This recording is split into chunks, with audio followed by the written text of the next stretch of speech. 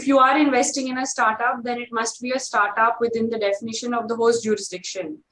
And the investment can be made only from internal accruals and not through loans.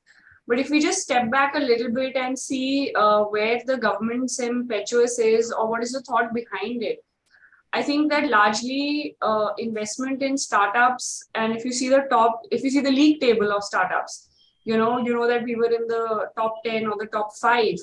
So the startups really are in US, UK, Australia, and Canada, UK as well. So the top 5 countries where startups are the maximum, or the registered startups are the maximum, are these 4 or 5 countries which have a fairly well-established startup definition and have a fairly well-established startup culture, definition, rules, etc.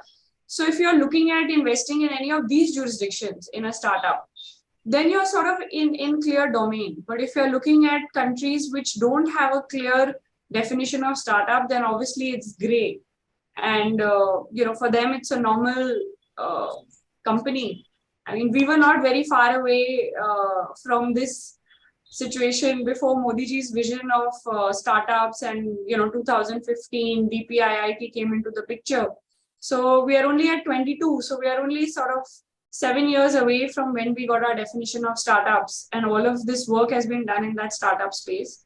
So now that we are also capital exporters, and we want to invest in startups, in technology, in infrastructure, in pharma, where a lot of work is being done in this space.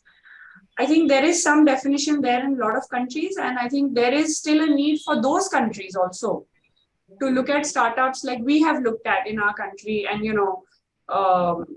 Startup India and Stand Up India, was our slogan. So maybe other countries will also follow suit, because innovation is happening really in the startup space. So I think, yes, there is clarity needed. And yes, there is a lot of work that has already been done.